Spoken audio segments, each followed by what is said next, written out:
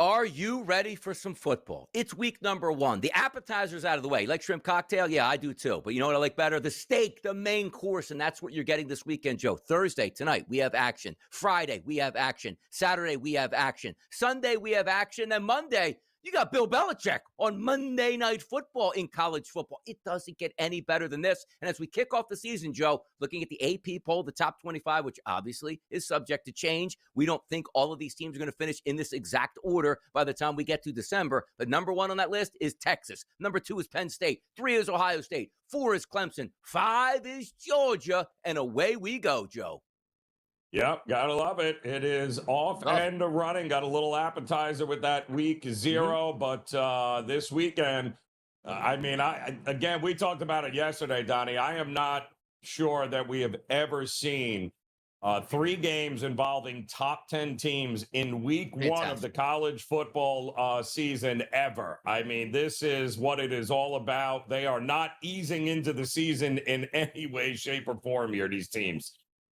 Nope. Take a look at Texas, plus 550 to win it all. Georgia at a plus 650 price. Ohio State 7-1. Penn State 7-1. And you see those numbers on the graphic. They are changing just about on an hour-to-hour basis, flipping 50 cents here, 50 cents there, and going back. Those numbers certainly will change once we see Texas and Ohio State play and really get a gauge on which team should be the number 1 team in the country. But we do have football tonight, Joe. Boise State and South Florida. I like this game because it adds intrigue. We know Boise State, that premier program outside of those power conferences here. They showed up in the college football playoff last year, got beat up by Penn State, but that was expected. They had one of the all-time running backs that you're ever going to see in college football, but he's graduated and moved on. Maybe a new look offense for Boise State and also South Florida. They got an athletic quarterback coming back into the fold that's ready to start his season healthy. You got intrigued tonight with a top 25 Boise State team.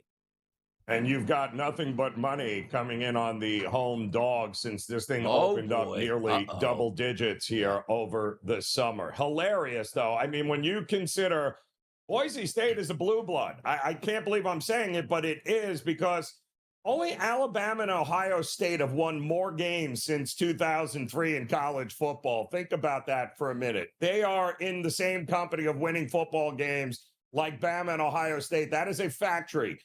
People, and they've got some rebuilding to do here. They've got a first-time play caller now, as Dirk Cutter, who was the offensive coordinator a year ago, is gone. They do return their quarterback, who's got some experience, but they got new pieces on the offensive line. They got new receivers, and of course, a new running game, and they're not as good defensively as they were a year ago. Meanwhile, South Florida, you mentioned the quarterback. You mentioned nobody more dynamic than him, but they also upgraded their defense in a big, big way. It's a blackout game in Tampa here. Kickoff time temperatures going to feel like 100 on the field there, Donnie. Don't think the boys in Boise have any idea what 100 degrees feels like in September, but they are going to.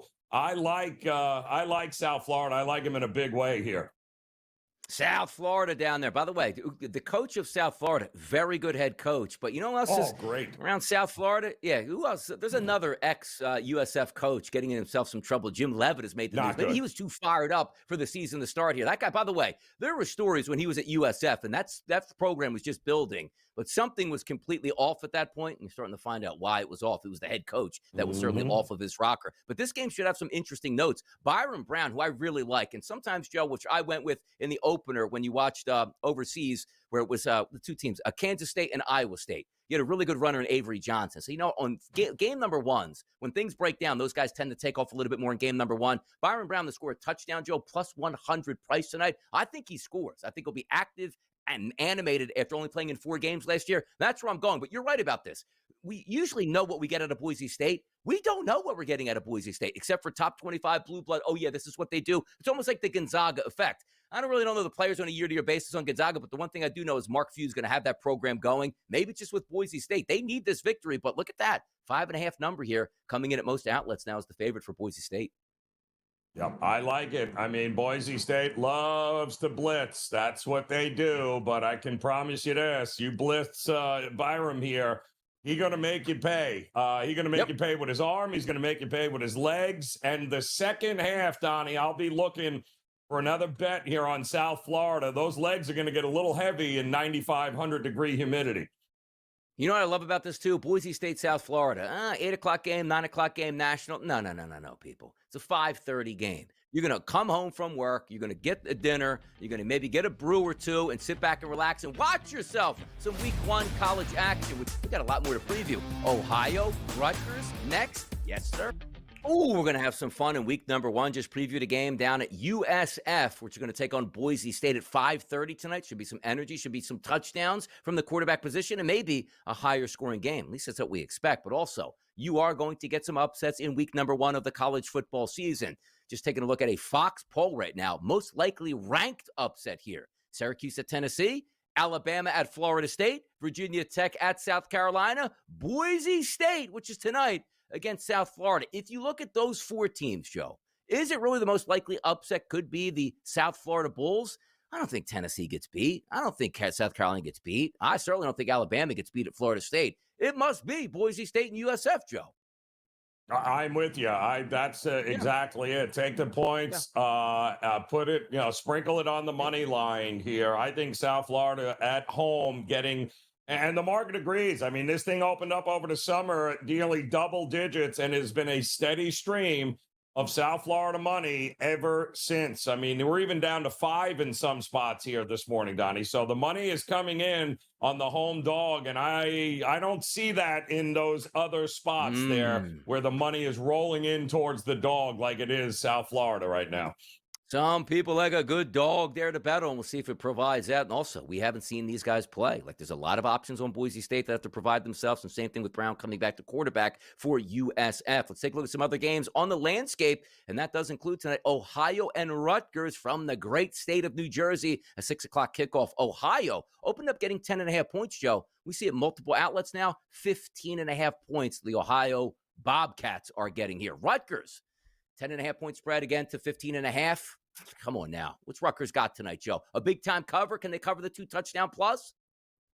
Well, I mean, you've got last year's MAC champion, right? That would be Ohio, coming off of, I believe, 3 straight 10-win seasons here.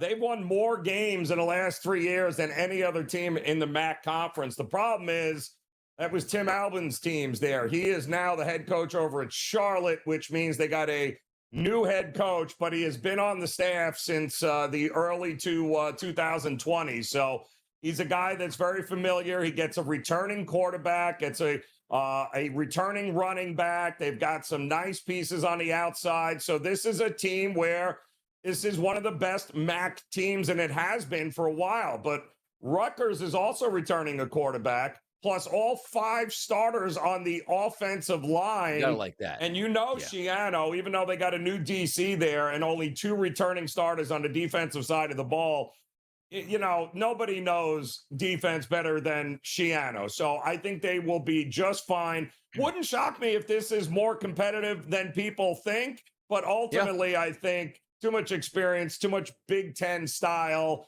too much ground and pound here. I think Rutgers wins and probably wins going away late in this game.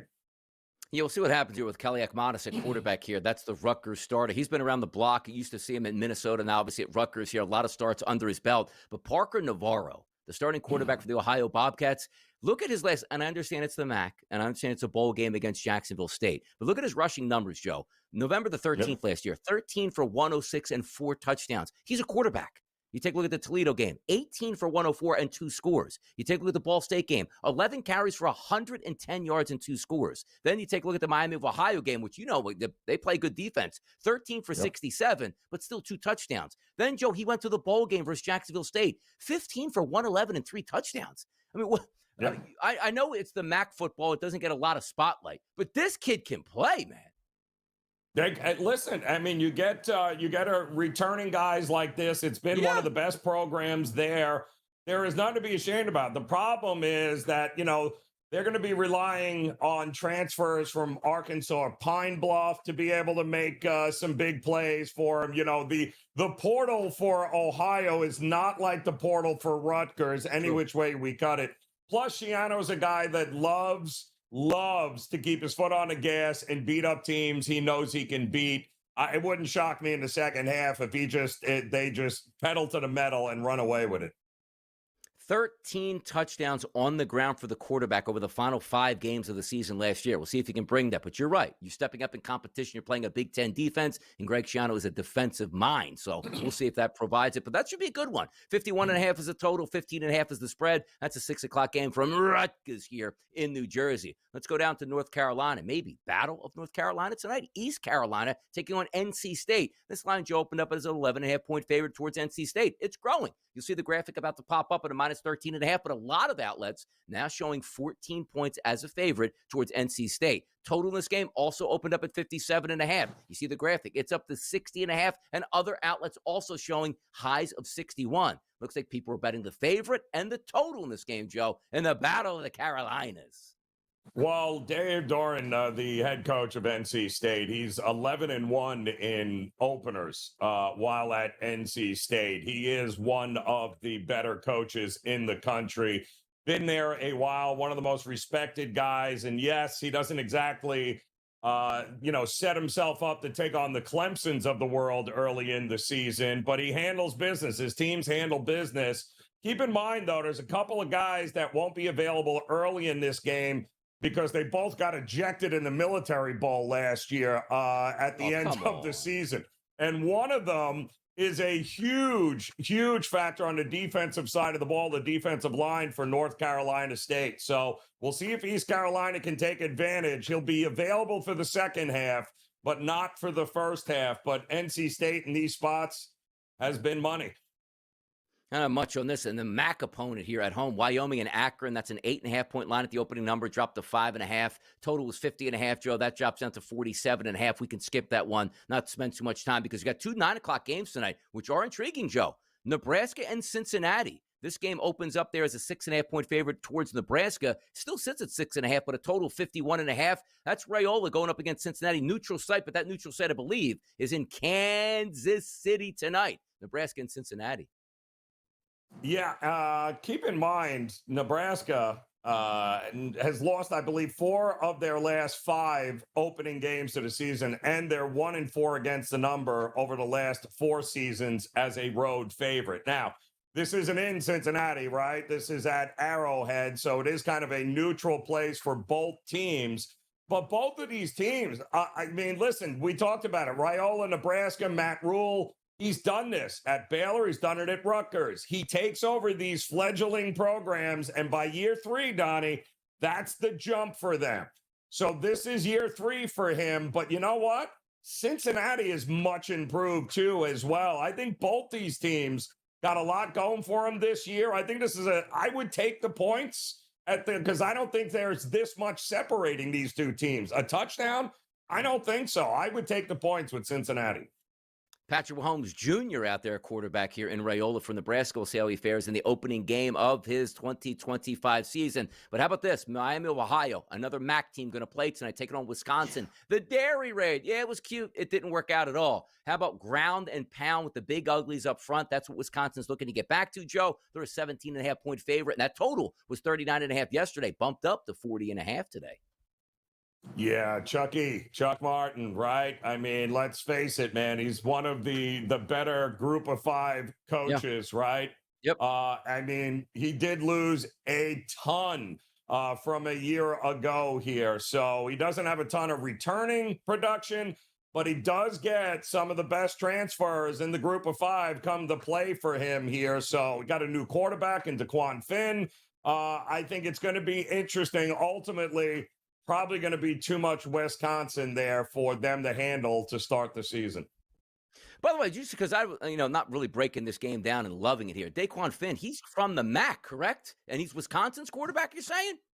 Yes, and DeQuan Finn actually transferred out, went to Baylor, played a couple of games, got hurt, and then came back there. So now that name. He's with Chucky Martin here.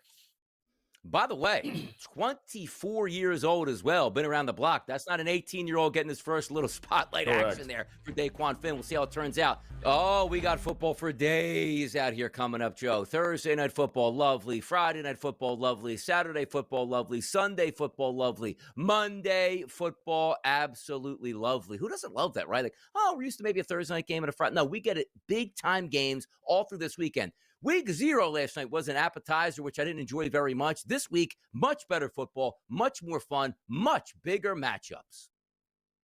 It's across the board here. I mean, I am so looking very forward to week 1 because it's going to really set the tone for what we're going to get over the next 4 weeks early on in this football season. I'm all for it. No more cupcakes. Let's get down to it. Look at some of that Friday action. Again, all eyes on the prize in Colorado. Deion Sanders, he's still there, but his kids aren't anymore. Both Sanders went to the NFL. One Sanders sticks with a football team. One Sanders is getting cut here, but one Sanders will be back for the Colorado Rockies. And again, that's prime time Deion Sanders. His Colorado Buffaloes will be at home taking on the Georgia Tech Yellow Jackets out of the ACC. Lineup here, -4.5. Still sitting at 4.5 to today. Some outlets there in Vegas now sitting at -4. Colorado's versus Georgia Tech's total in this game, 56.5 the opening number, Joe. I'm now seeing lines down to 51.5 at some outlets. So we'll start there. Looking at the odds itself, no movement there. The total, though, dropping like a rock. Here's the problem. The reason you hired and brought in Neon Deion is so that after his son was gone and the Heisman winner were gone, it wouldn't matter because he can recruit anybody. It was the perception of Colorado is that now that Shedeur is no longer there, well, then they're just going to be absolutely awful.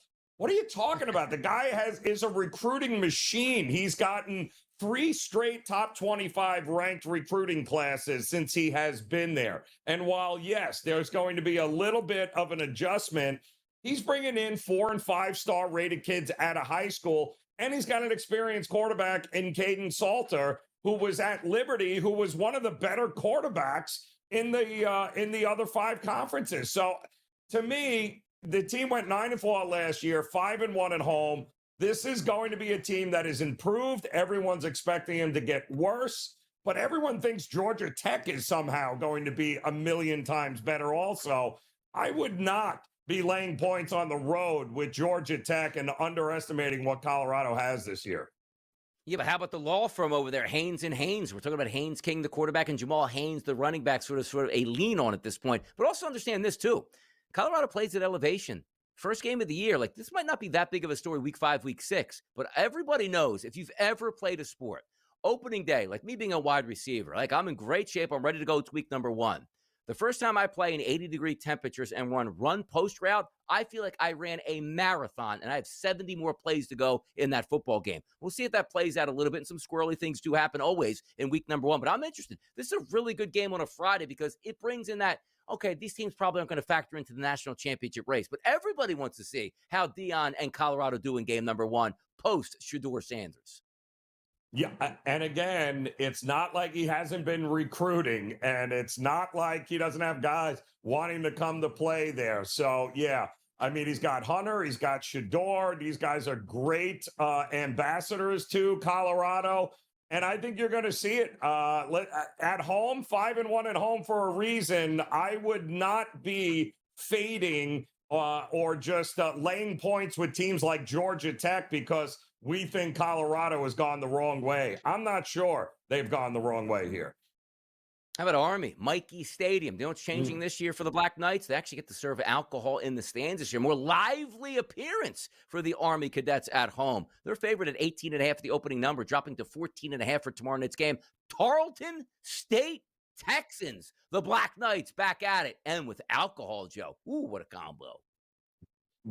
When is the last time you remember Army in a 51-point total here, which is, I think, also fascinating. And now poor Tarleton State's got to figure out, all right, now I got to prepare for the triple option and probably never see it again for the rest of the season. So, yeah, I usually always like to back the service academies early in the first half, Donnie. Wouldn't shock me if they have no clue how to stop the triple option early and Army gets out in front and plays from in front the entire game. Yeah, Tarleton State and the boys. You got Auburn versus Baylor. Also, you got a little Michigan State versus Western Michigan. So a nice little smorgasbord. MAC teams love to play elevated competition in week number 1. We'll see if they can snap back and bite some of these teams as they creep up. We got Major League Baseball to get to. An afternoon card, a night card. We got all the winners you need coming up right here on the early line. Join us right after the break. Your morning's just about to get a little bit better here on the early line on the Sports Grid Network. It's how we get down 8 a.m. to 10 a.m. Monday through Friday. It's the place to be, setting the table for the rest of your Sports Grid day and always having some fun. That's the name of the game and bringing you the information that you need. I'm Donnie Rightside, along with Joe Ranieri, and welcoming Cam Stewart, a very good friend to the show. He's all over the network doing big things and always bringing that energy. Cam, it's morning. Thank you for the energy today. Let's go. Honest to God, Donnie, like you're my agent. I don't have one, but you're hired. Do you work for free? Pump it up. Exactly. That was the nicest introduction. Joe knows it's that time of the year where I look for, I'm that loser on the beach with a metal detector, looking for diamonds, but finding cubic zirconia. It's college football time, guys. I can't wait. What a weekend. And I'll tell you something. We got U.S. Open tennis. We got everything. We got college football, CFL football. Like, I'll tell you, Donnie, last night, too, it was amazing. Sometimes I make a lot of bad decisions, as Joe will tell you, but I had Struff over Rune and tennis at over 3-1. And wow. Finally, I caught a monster pooch, and that'll roll it. But instead of being a smart man and investing my money, I'm just going to throw it at some Canadian football and college football this weekend. But, guys, as Joe knows, we did a show last year. I'm hitting the dumpster pretty hard with betting on some real bad teams this week. Donnie, what do we do?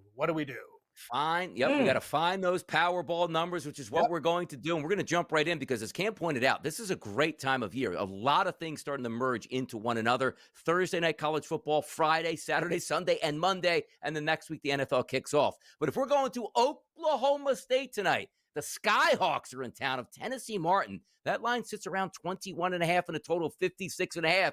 UT versus OSU, Cam. What are we looking at there? I'll tell you, I was on with Wetzel and Gabe last night, and these guys looked at me like I had 3 heads. But the thing is, I know Oklahoma, and Joe knows, he's a Cowboy. That's his alum. But I'm going to say this.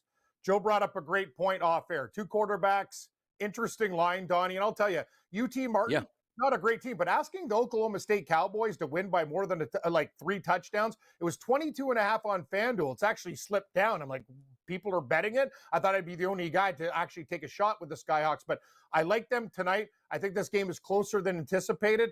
And I'll tell you, I don't know, Joe, like it's one of those situations. Oklahoma State, I did a show with you for a couple of years. These guys don't cover big numbers. It's just one of those things. I get it. It's UT. It's Tennessee Martin. But I'm going to tell you, asking Oklahoma State to win by margin, it's something I don't think they do a lot of, Donnie. And I'll tell you, there's a lot of weird games this week. Like the big games, I don't know how you guys are feeling. I still like Ohio State. I like Baylor. I think they're a very dangerous team in those games. Notre Dame, I'll still take them. But that's the thing. I like these loser games that no one wants to bet. People are like, why are you betting on a Kansas City Royals and Chicago White Sox baseball game? Because I like those games. Those are the games I like. They're the ones I feel. I don't know why I do, Donnie, but I don't know how you guys feel about these games, but I think a lot of interesting dogs tonight. And I'll tell you, can you guys believe how good college football is? Like, we didn't have this in the past. It used to be guys slapping around teams, 44.5-point favorites. Hey, let's just get a paycheck if you're the smaller school. We got Texas and Ohio State out of the gate, both national championship contenders, and one of them is going to get small. Like, you know what I mean? Their dreams are going to get dashed. But it is a long season, but we'll see, guys. And I'll tell you one thing. I'm looking at a lot of dogs, Donnie, and I might even include Akron on my list. Zip, zip, zip, zip, zip, zip, zip, zip. But why is Wyoming doing any? Like, Wyoming having to travel to a MAC school? Like, you think I have faith in them?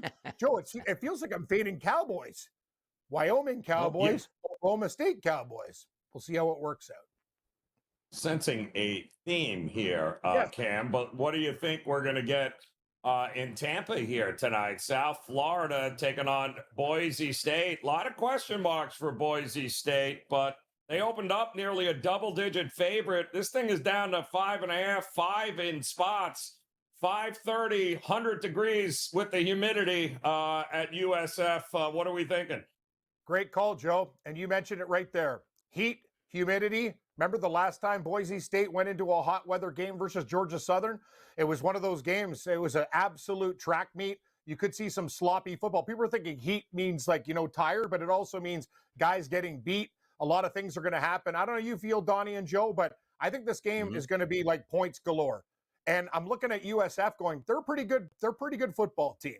I like Boise State this year, but traveling on the road to Tampa Bay in Joe's backyard here in the state of Florida, I'm actually going to take the USF Bulls in this spot. I think they're going to, if they lose by like 3 or 4, I think that line's a little bit too big, guys. I found a 6 this morning, but you're right. 5.5's out there. That 62 total seems high, but do you guys expect like a 38-35 type of game? That's what I'm thinking. So I'm going to take a shot with the Bulls, guys. I don't know which dogs or what games you love tonight, but that's one that's going to make my card. Look at this. I should actually go, does this man need psychiatric help? UT Martin plus 21.5, USF plus 5.5. Joe's done a show with me. He's like, this is Cameron. USF over 62 at Akron. I don't know if you guys feel about another over with East Carolina and NC State, kind of a little bit of a rivalry game. We can see fireworks in that game too. There might not be any field goals there. Touchdown, touchdown, touchdown. But what do you guys like? As any pooches or anything that you guys are looking at? Never have to get me to convince me to take an over at this point. Looking at some pretty good options